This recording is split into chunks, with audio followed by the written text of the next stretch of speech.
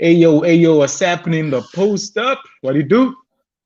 Hey, what's happening, guys? What's What's Gucci? happening? What's happening? What's happening? What's happening? What's happening? And in the studio, man, we've got my boy, Mr. Wandile, Lakers Nation. What's up, boy? What's up, man? Been Yeah. waiting for this invite for months, man. Thought it would Yeah. never come, but I know, man. since it's the playoffs, I'm sure you Nah, were man. saving Yeah, the man. best Yeah, for last. man.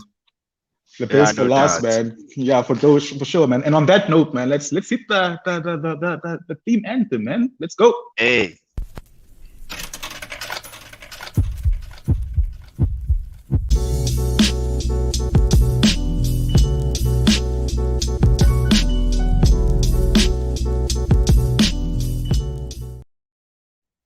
Hey, yo, guys, what's happening again, man? And guys, before we Hey. start, man, this show is interactive. We live, whether we have 1,000 views or we've got one view, man, we live.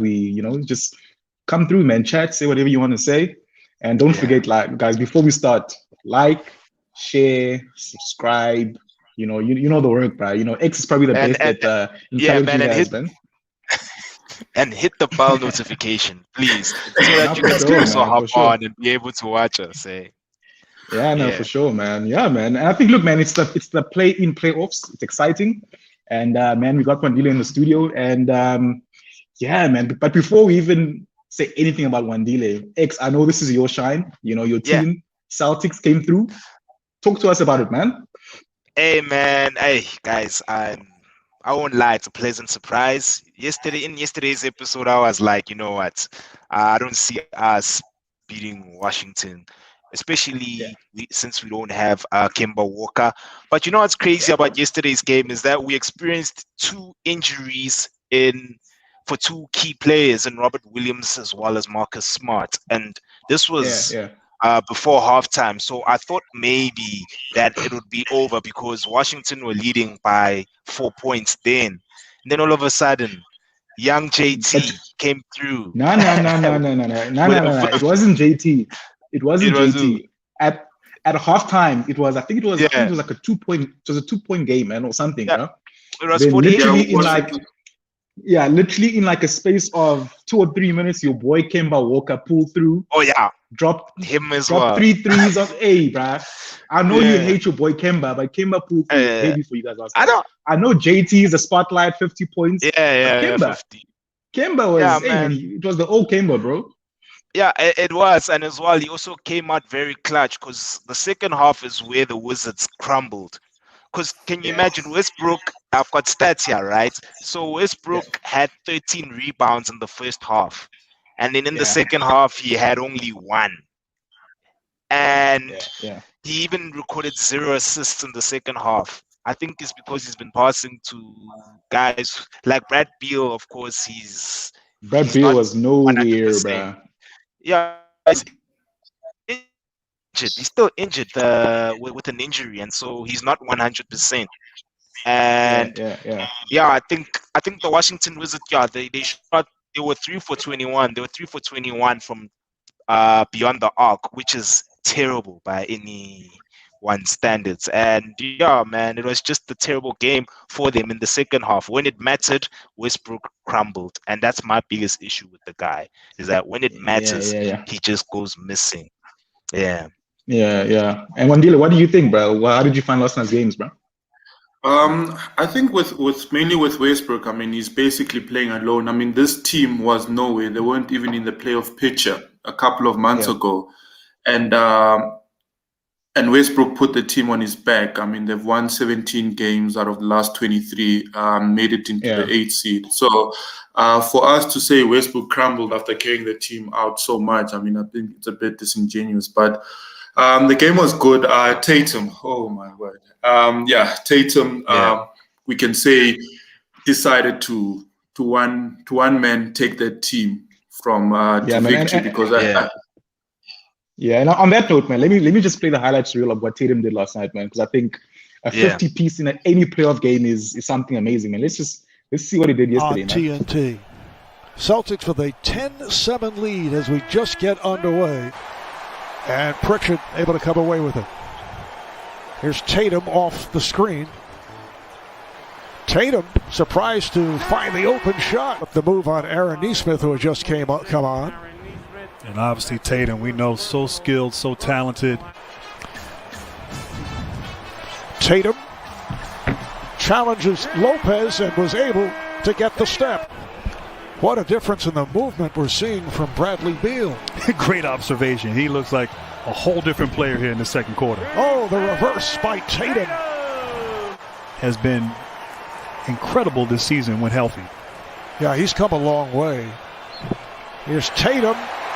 It counts, and the foul. You know, at 6'8", they have him listed as 6'8". I think he's closer to 6'9". When he goes to his step back in the mid-range, has a high release point on his shot, so you can't block it. The Wizards, a team capable of getting to the line, have averaged the most attempts and makes this season, only 7 times in the first half. See if that changes here in a second. Jason Tatum taking it off glass. Yeah, and I love just a beautiful ball fake. Patient, always under control, able to avoid that offensive charge. Great. Tatum working on Ish Smith off the fake and the spin and the bucket. And Mar, a lot of Tatum here. Beautiful fadeaway. Celtic lead. 4 minutes in, third quarter. Wide open shot for Tatum from downtown. And the Celtics have opened things up. Slips the screen for the open three-pointer. Walker 3 for 3 from three-point range. And Boston now up to 40% shooting. Washington had missed 7 shots in a row, and again it is Tatum third quarter. 13 of the 31 here in the third. And great movement with the stops and get out and be efficient with their offense attack. Tatum getting open down low, and then on the break. Guarded by Beal. The two guys who grew up in the same neighborhood. Here's Tatum over Beal. This third quarter. Tatum played by Smith. He's looking to draw the foul. It did not matter. Tatum to the rim. Who's going to dominate and dictate pace in Boston right now? Kind of junking it up, making it ugly, playing slow pace, and putting the ball in Tatum's hand as he's 2 away from 50 points. Just a beautiful step back, three-pointer right there, and shooting 2 for possibly 50. And he's hearing the chants from the crowd. Make it 50.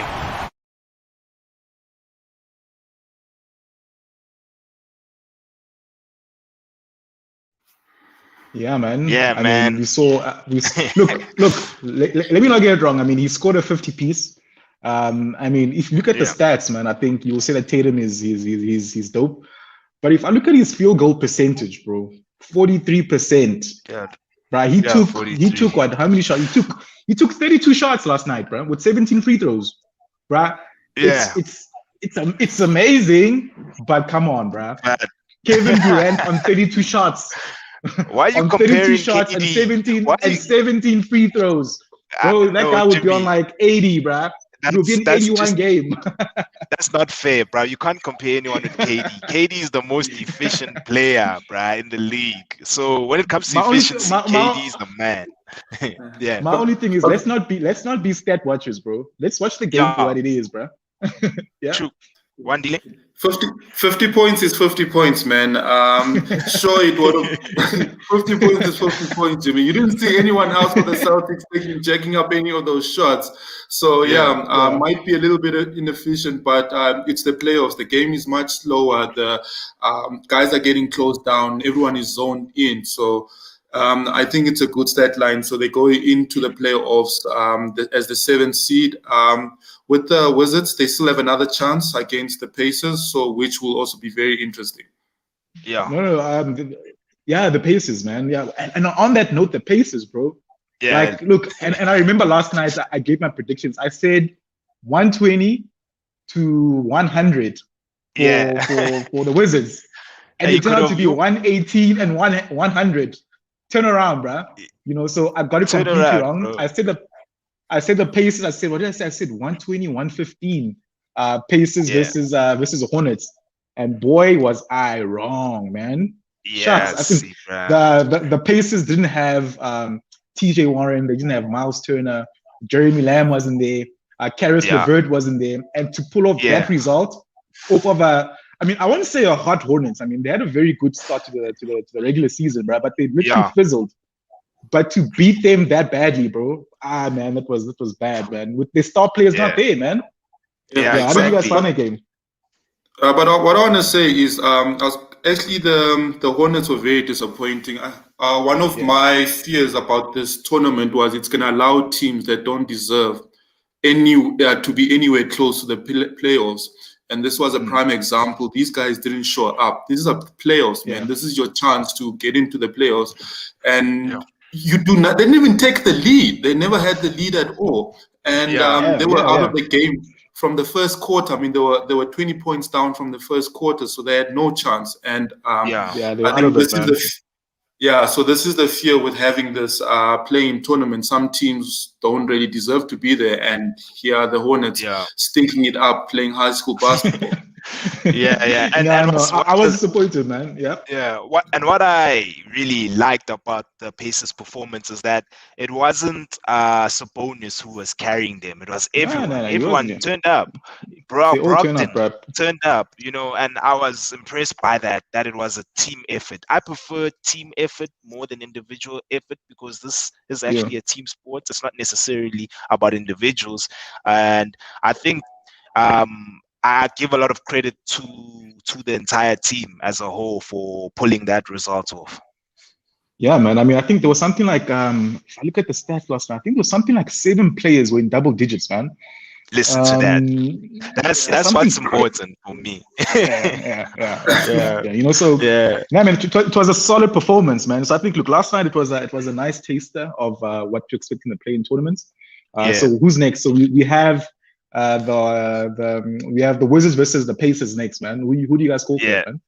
Do you think that the Pacers will go on a lucky streak and literally pull off, bro? Because look, I know that let's say about 2 or 3 months ago, if you say that the Pacers beating the Wizards was luck, I mean, it would be like obvious, right? But right now, the Wizards are playing amazing basketball. Let's forget about last night. You know, I still think it will be a massive upset if the Pacers can pull off beating off Westbrook and Beal, you know. So I think both teams need to rise up.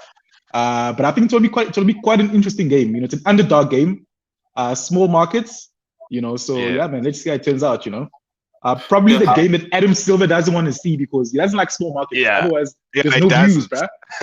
There's no juice at all. There's no LaMelo, bruh. Over to you, Wandile. For me, I think the Pacers have a great chance of pulling through and continuing. I mean, Bradley Beal is banged up, his hamstring is messed up. You have Westbrook, who's basically killed it for the last 2 months. I think the guy is tired. I mean, he just broke. He just averaged a triple-double for the whole season, and I think their run is done. With the playoffs, as I said, the game is slower. It's more tougher, more intense. And if these guys have a deep rotation of 8 guys scoring into double digits, and the Wizards are only relying on 2 guys, I don't think the Wizards will have a chance at all. I mean, when I look at the Wizards, I think there's only Westbrook, Beal, and Ish Smith in double figures. The rest of the team, bro, was not there, man. Like completely not there. And one thing I don't get about, I don't know whether it's the Wizards or it's almost every team that Westbrook is on. Westbrook is 6'3". How the hell does he rebound more than Robin Lopez? Bertans. How does that happen, bro? I mean, how does that happen, man? There's some guys that the ball is just gravitates to them. There's like some magnet that just pulls the ball through. I'm sure you've seen it on the playground. Like how does this guy always have the ball? Like how does he always get to it? So he has this. I don't get it, man. I know in OKC, Steven Adams would just block out and not go for the rebound, so Westbrook can get those rebounds. But he has this magnet about him, and he's got a crazy hop, so he's always there pulling himself in. But he never takes a play off. He's always involved. So I think that also plays to his detriment because when it comes to the fourth quarter, the guy is out of it. One thing the Wizards mustn't do or mustn't try and attempt is play the 3 game, bro. They shot 13%. 14% from behind the arc. I mean, I couldn't believe that. Like, That was terrible, that was a terrible performance. I mean, Westbrook was 0%, bro. Like that guy's not a shooter, bro. Like I think he must play to strength. He drives through, does his thing. He must stop. Mid-range not there. 3-point game not there. So I don't know, man. Yeah, man. But it's also how the defenses play, Westbrook. I don't know if you've noticed, but the defenses know he can't make that shot. So they always play off him and wait for him to drive. And if he drives, it's easier to get him. But then he has to pull up. I mean, if someone says, I dare you to do it, what you going to do? You're going to do it. It reminds me of it reminds me of the Lakers versus Houston in the playoffs last year.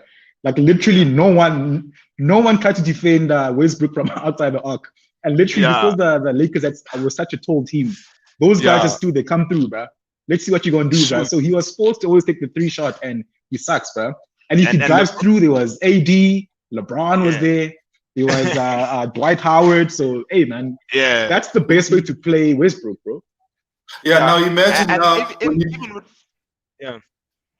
Sorry.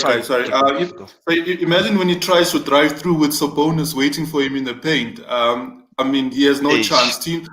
Driving teams, I mean, before they used to say, no, jump shot teams can't make it, but now the league has changed, and now it's the jump shot guys who are making it. And Westbrook, we can say, is a bit of an old school.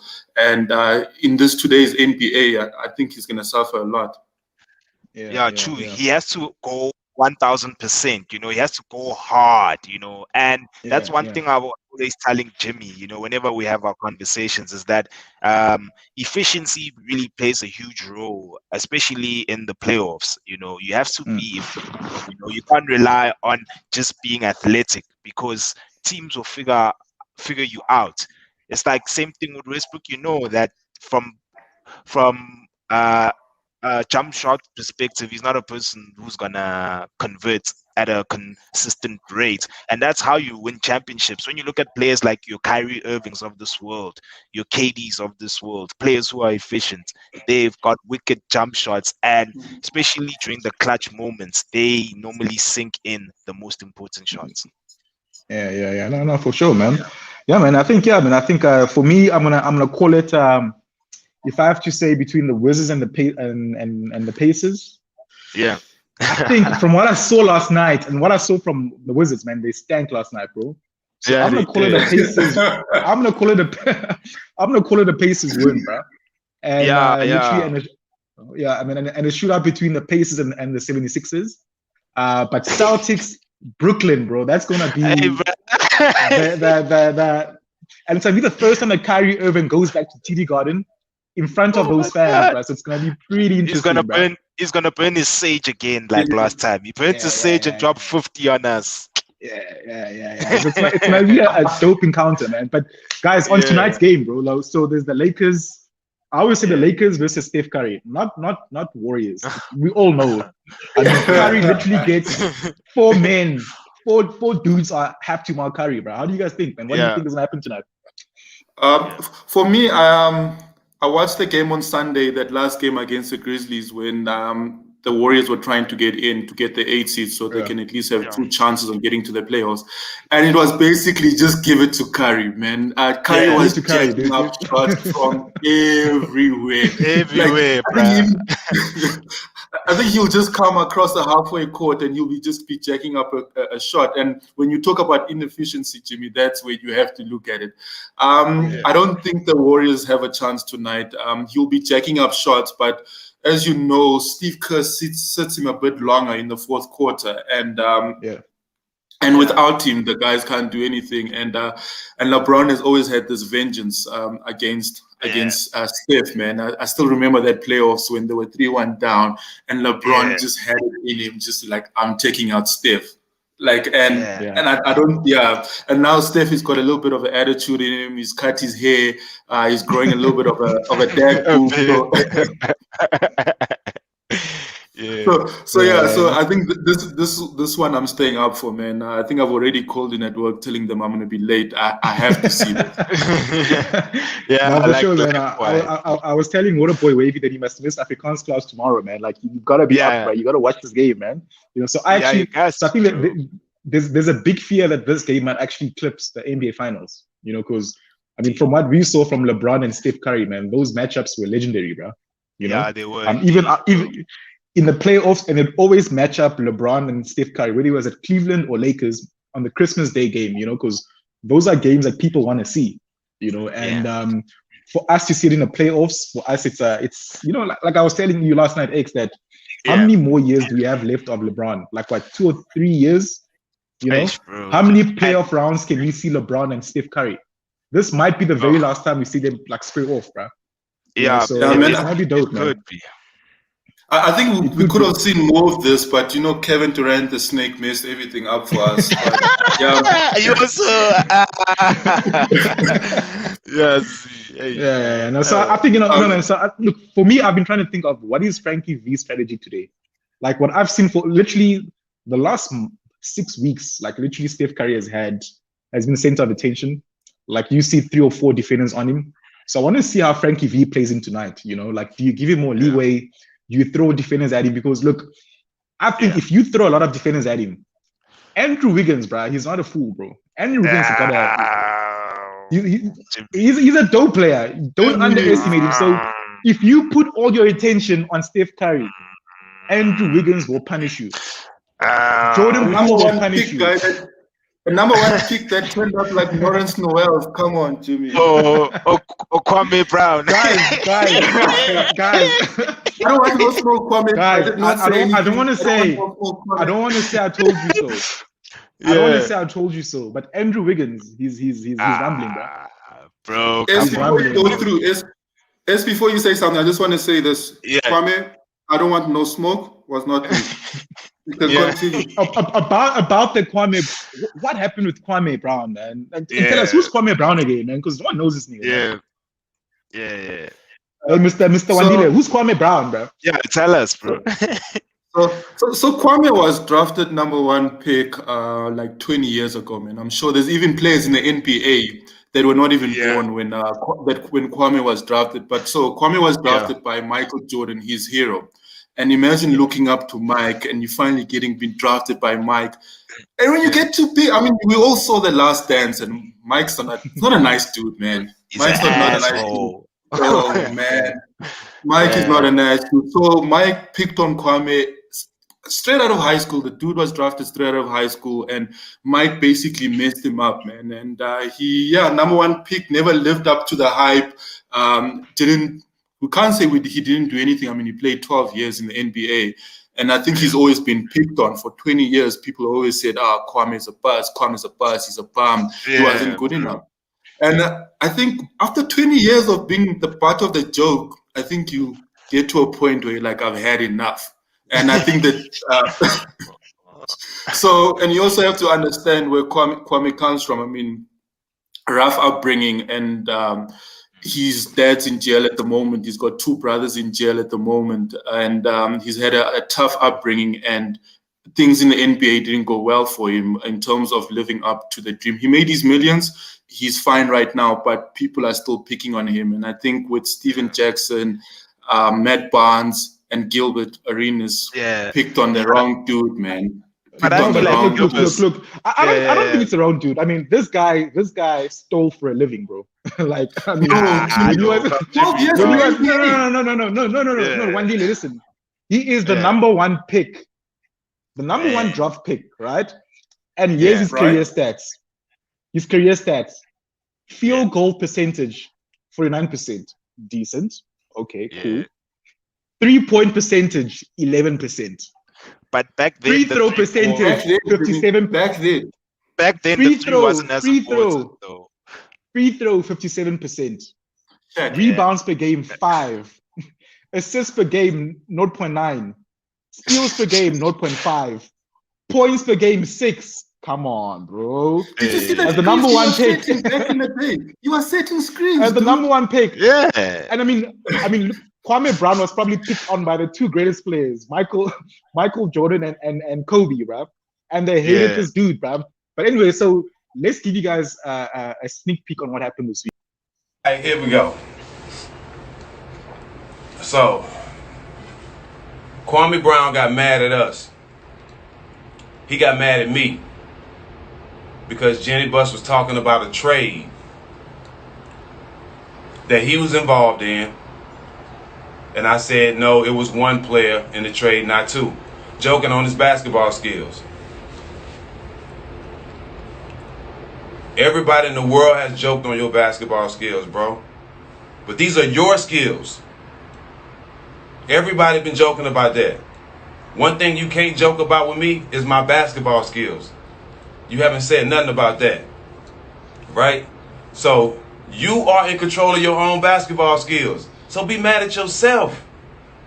I was the second to last pick. You was the first pick. Who had a better career? So don't make it personal, bro. Every people joke about some things in my career. I don't take it personal, but they can't say I was sorry. They can't say I was a bust. So, bro, be mad at yourself, bro. Everybody joke on you. Now, if you allowed to have your own opinion. I respect that, bro. You allowed to have your own opinion. And when people say things about you, you are allowed to defend yourself like a man. You are a man. I understand that. But I can tell you was hurt because you went to saying personal stuff. You know what I'm saying? Which I don't mind addressing. What? You said I buy pussy. Stop a law. I'm trying to stop my cursing. But you say I buy sex from women. Bro, I stayed in the strip club. Everybody know that. Well, I wish I knew how much money I spent in the strip club. What? Every day a week, yes, I was in the strip club. Everybody know that I hung with strippers, I flew strippers out, all that, bro. I sure did. It ain't tricking if you got it. I had a great time. And if we had Instagram when I was playing in the NBA in 07, 04, all them years, I would have been kicked out the NBA. Yeah, I was living like a rock star. I sure was, bro. I'm not proud of it, but yeah, and that's what happened. So what? Yeah, man. So that's Steven Jackson. You know, just hating on the boy Kwame Brown. And here's Kwame's reaction to Mr. Steven Jackson, man. Let's see what he had to say. After now that I got a platform, I'm gonna use it for the right way. It's time to put respect on niggas' name. And you niggas that I'm disrespecting, that's because you the one that's a gatekeeper of disrespect. Stephen A, you bald forehead, you were thinking you tough. Saying all kind of shit like, oh, then you come see me. Well, let's go to Seattle and you sign Seattle, you ain't got to sign no waiver. Meet me in Seattle where you can have mutual combat and talk like that. I'll slap it'll look like you got a toupee on the front of your head or how hard I'll slap the back of your head, motherfucker. The hell you talking about? Y'all got people fooled with this fuck shit. And Skip Bayless, thanks for the pass. I don't even know what the fuck that meant. But thanks for the pass, I guess. I don't know what grown man need no goddamn pass, but thank you. I ain't get no pass from your co-host when you was letting this punk motherfucker talk about a teenager and going around college campuses. You gave him a pass. Bonafide scrub, he can't do nothing, this and that. I had to endure you talking about my mama's son like that, bitch. The fuck is you talking about? The only thing you known for being a black man that disrespect and talk about other black men. I should find who your old lady is, you punk old bitch. And show her my mama's cooking. I sprinkle a little good seasoning on her head. I don't talk too much, nigga. The fuck you talking about? Sorry for the language there, but man, this had us howling the whole week, man. So, man, Kwame Brown, man. I mean, I've never seen such disrespect from a number one pick ever. Yeah, you know. And then I mean, you have Markelle Fultz, and who's the most recent guy that I can think of who's a bust. But I mean, you don't get such disrespect, man.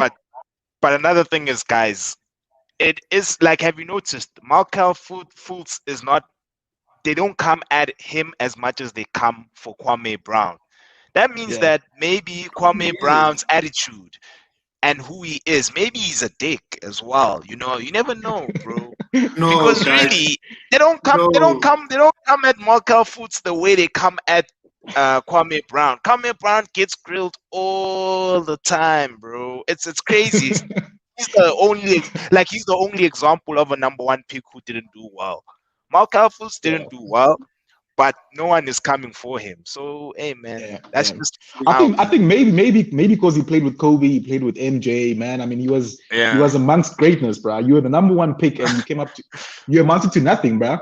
$7.5 million per annum, bro. For what, man?